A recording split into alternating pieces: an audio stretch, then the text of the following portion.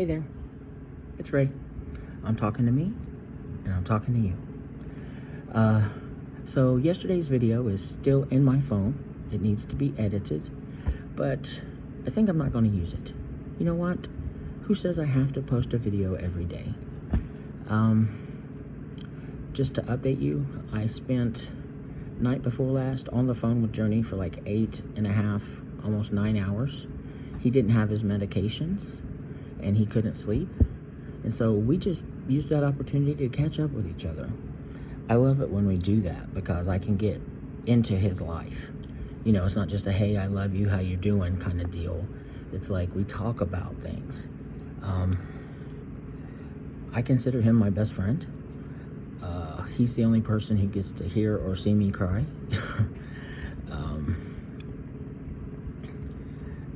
But some days I really miss him, and so I just kind of took the opportunity to spend time with him. And sometimes we weren't doing anything. We were each doing different things on our phone. I was doing stuff on my tablet. I'd be like, hold on, I have to go pee. I'll be right back. And I'd go to the bathroom, and, you know, I'd lay the phone down and go to the bathroom and come back. And it was just like we were spending time together, you know? And so that's important. That's important.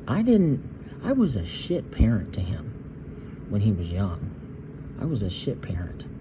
I was deeply wrapped in drug abuse and addiction, and my bipolar meds weren't right. Of course they weren't, because I was addicted to drugs. But I finally got my shit together. I'm getting my health together. And when he and I have an opportunity to talk on the phone, I'm going to drop everything and talk to him on the phone, even if it means a total of 36 hours that I don't get sleep. Now, he wasn't responsible for the other 24. 48. No, 36. I ended up not sleeping for 48 total hours.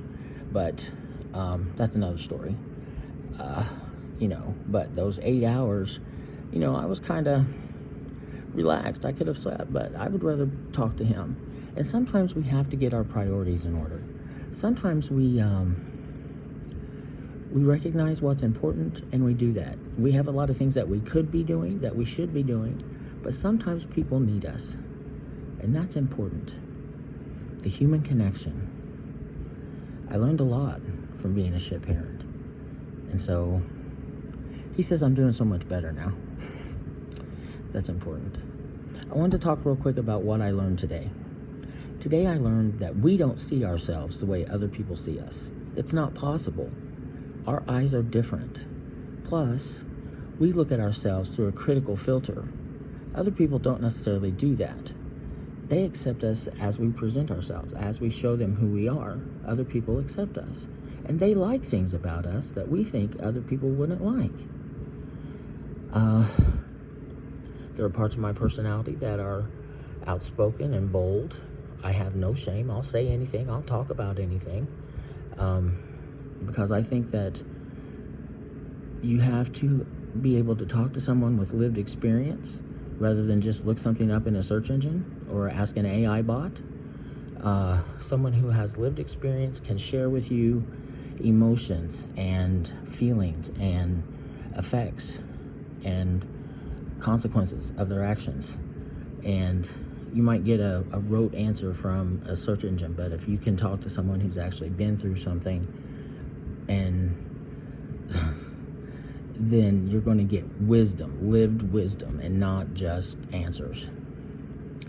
Anyway, we don't see ourselves the way other people see us.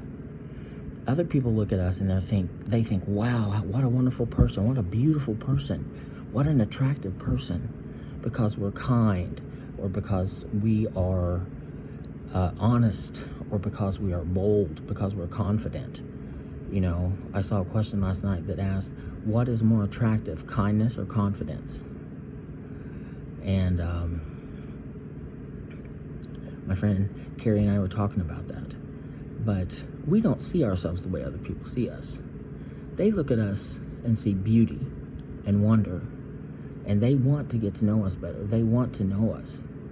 And we look at ourselves and we think critically that no one's going to want to be with us because. and we see what we consider flaws, and other people don't even see those things. So just remember, when you look at yourself, be introspective and look inside yourself to see who you are and what you are. Your physical body doesn't matter. I mean, as long as it's healthy and you're happy with it. But if you want to make changes, make changes. However, other people will accept you the way you are because of who you are. So when you look at yourself, look more at who you are and not the way you look. That's pretty much all there is today. And this is me talking to you. I'll see you next time. Bye.